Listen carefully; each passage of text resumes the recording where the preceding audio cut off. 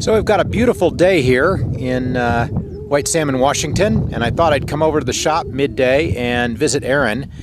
You know, I was listening to what I had said last week on the video, and the danger of doing unscripted is you get all these ideas later of, oh, I wish I'd said this. And I think, you know, one thing I would mention is that Aaron, if I didn't mention this, is that Aaron is a phenomenal builder. And a year ago, you know, I think Shar and I felt like what we were doing was really bringing him up to speed with our building process and how we needed to do things. And you know, it was a lot of work on our part, and I'm sure on his part, but from us, it was a lot of what I felt was giving.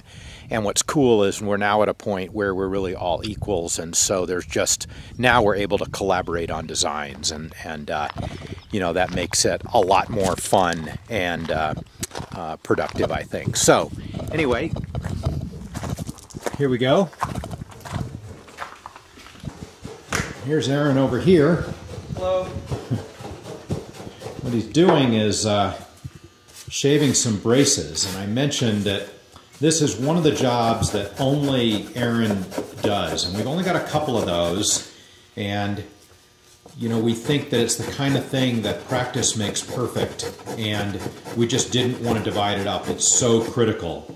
So Shar does the first part of voicing the instrument. You'll see that in a couple of weeks, which is the plate thicknessing. And maybe, do you have a plate over there, Aaron? That yeah, there's one with a rosette in it even.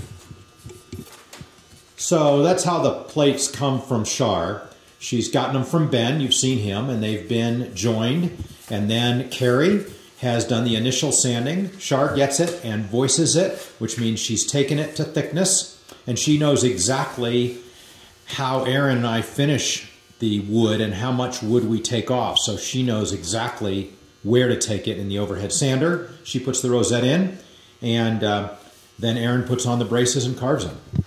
Yeah, I think that to a lot of customers and new luthiers or hobbyists or amateur luthiers, they're obsessed with the pattern of the braces. They're like, oh, is it a 2-fan, 3-fan, 5-fan, Kasha braced, X braced, Martin style, scalloped? Like, they're obsessed with how this looks. But in reality, you just have to pick one system, whichever yours is, and do it so many times that you understand how it works. So as I've worked with Gordon and Shar, we've tweaked the bracing. And I'd say tweaked meaning like changing 5% total over 3 years, which is not very much. Because we're not interested in revolutionizing bracing. We're interested in doing it perfectly. And so you can't do it perfectly if you're always changing. Yeah, I had a guy ask me the other day, he wrote, and he said, hey, I want to build my first ukulele. How thick should I make the top? And I said, you know, I can tell you how thick we make them, but that's in the context of our design. Yeah, and yes, exactly. So this bracing pattern is, it's like, oh, how come you only use 2 fans? Well, what do you call a fan? Like, our fans are a specific height, a specific width, a specific length. They're carved in a specific way. So you can't compare these 2 fans to 2 Collings fans. They're just unrelated. These 2 fans are part of this system. And this pattern and the way I carve it is only based on, first, Shar's careful thickness sanding. You can't separate the 2. So I count on Shar to do it as carefully as she does. And every piece of wood, I think, also, she may thickness it a little more or a little less. And then I'm going to get that piece of wood and I'm going to brace it a little more or a little less, or carve it a little more or a little less in order to, you know, see what I can do. Actually, you know what'd be fun? One of the things we do a little bit of is tapping the plates to see what they feel like. So when you have a plate that's still pretty much undealt with, it's really thick, like this one. This is a piece of mahogany. It has like a loud, vibrant tone. But then once you thickness sand the plate and get it down to like this thickness, it loses musical pitch and just becomes thumpy. So then you have to brace it back up again. And then once you do that, you get it closer to the You get a nice ring. Yeah. So when I'm doing this one hasn't been carved at all. So if I tap on this, you can hear this pitch. And as I carve it, it's going to lower the pitch. And I actually hear 2 pitches. I hear a high-end tick noise and a low-end ring. and as I carve, the two pitches separate in pitch, they get farther apart. But if they go too far and it gets too low, you've underbraced it and it's floppy. So even if I take 1 minute and use my plane on a couple of these braces, you'll hear the pitch lower. And while you're doing that, I'll just recount, you know, you and I were talking this morning about this, and you know, there's several objectives in the bracing. I mean, we try to, it sounds a little weird, but I think we try to understand the destiny of the wood. Each piece of wood and each species has a place it wants to go in terms of tone, and we can't fight that. You know, koa wants to be warm, maple wants to be bright, but what we can do tonally is deliver a consistency of attack and of sustain that, you know, I think of as the Mya-Moe tone.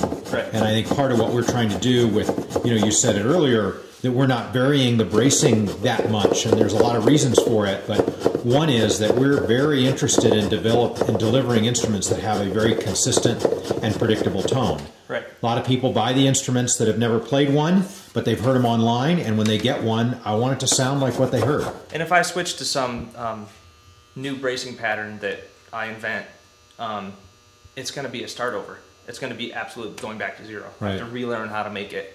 And so, that, you know, I think that when it comes to innovation, our innovation in Mya-Moe comes in other places.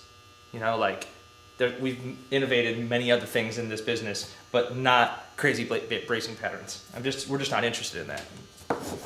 Well, I don't believe, I mean, not that there aren't other great bracing patterns out there and other great makers, but I believe we can deliver the best tone in any ukulele made with a, you know, with a tried and true and proven bracing pattern. So all I did is I took off I made these, like this brace is still straight, right?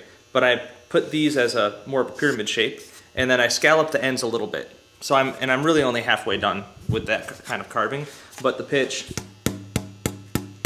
is already lower. So you're gonna have to rewind on your video to prove it, but that's lower for sure. And you're gonna drop it down a little bit more. Yeah, I'm gonna use this little knife now to carve off some of the ridges I made with the plane.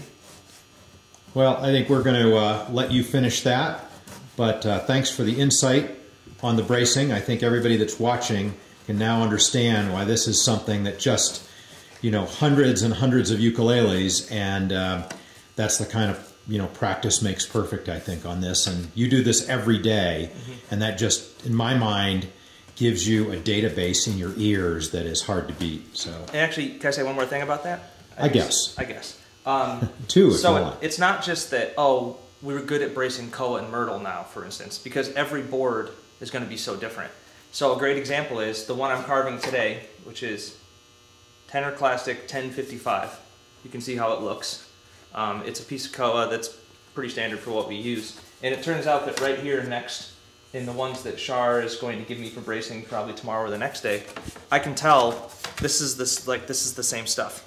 When I get it and I brace it, I'm not just going to think about koa. My memory is going to my memory is going to be pushing myself back to what it was like to carve that particular board, and you just can't replace that. It's a valuable experience. All right, thanks, Aaron, and we'll see everybody else next week. See ya. Bye bye.